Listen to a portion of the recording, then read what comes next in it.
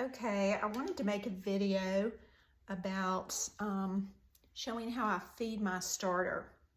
So my starter is one that I did purchase. It was from a 100-year-old starter, and it was very active and bubbly.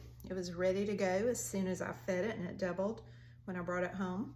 So I like to keep mine in the refrigerator. I bake bread about twice a week, and this is a living thing. It needs to eat. So it is staying inside the refrigerator. I keep the lid on it.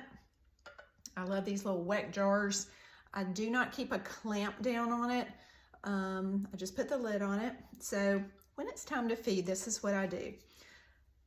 Whenever I choose what jar I'm going to use, I always measure the jar first and write the weight on the bottom in grams. So I know this jar weighs 401 grams. And the reason I do that is that I can take it out of the refrigerator, put it on my scale, and it says 633 grams.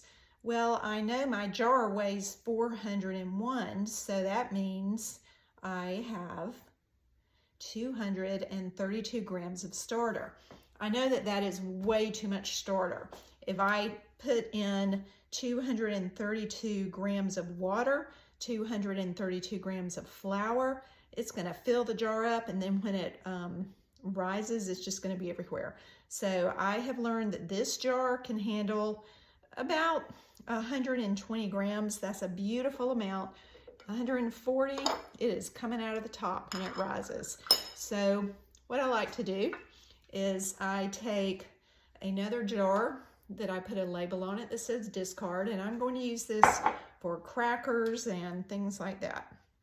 So I'm going to get rid of about half of this. I'm just going to scrape it into my discard jar. Then we're going to come back over here and weigh. So now I'm down to, this says 536 minus 401, so I've got about 135 grams, and that's good. I'll go with that. We'll go with 135. So to that, we're going to zero out the scale. So it says 0. I'm going to add in 135 grams of water.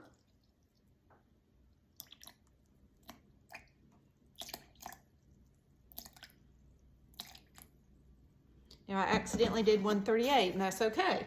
That just means I'm going to zero this out, and I'm going to put in 138 grams of flour. And I do like to use just the all-purpose flour. So I have zeroed out my scale.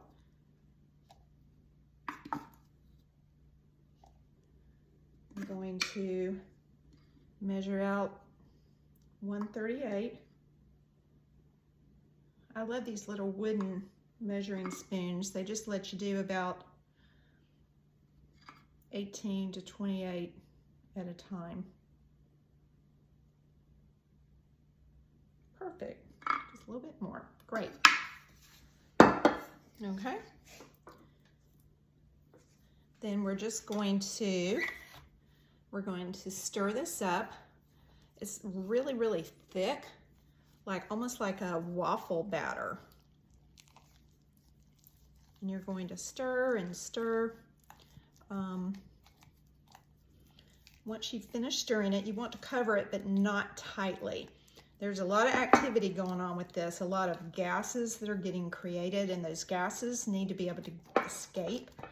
So you can cover it with a cloth, dish towel, something light, and you can even put the little glass lid on it, just don't clamp it down. So once you feel that all the dry parts have been thoroughly mixed in, and it is really thick. I mean, dude, I can turn it upside down, it didn't come out, but it's really thick, y'all. So once you've done that, you're going to grab a rubber band. Oh no, my rubber band broke. Hold on. So you're gonna get a rubber band.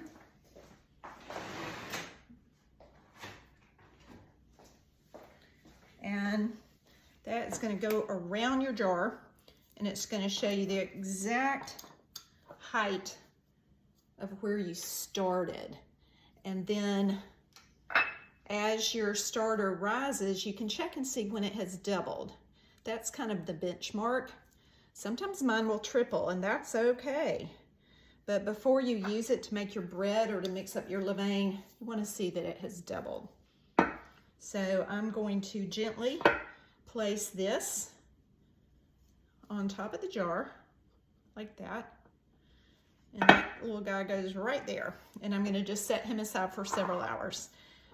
So I want to talk with you a little bit about discard. I have a lot of people asking me, what is discard? I don't like that name. I think it's confusing. Discard is starter that didn't get fed. It's starter that's going to bed hungry. It got kicked out of the game and has to go live in its own jar, and it's no longer going to get fed. It's going to be used to make crackers and waffles and pancakes. It's still starter, but it's going to get flatter and flatter. It doesn't have all that bubble activity going on. It's lacking the oomph.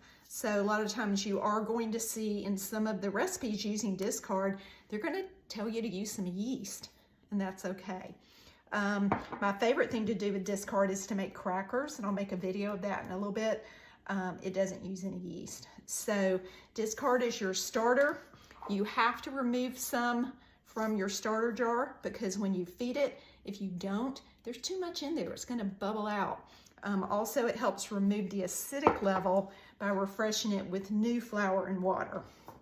So there's nothing wrong with this. It's just unfed starter. Keep it in a separate jar and use it up.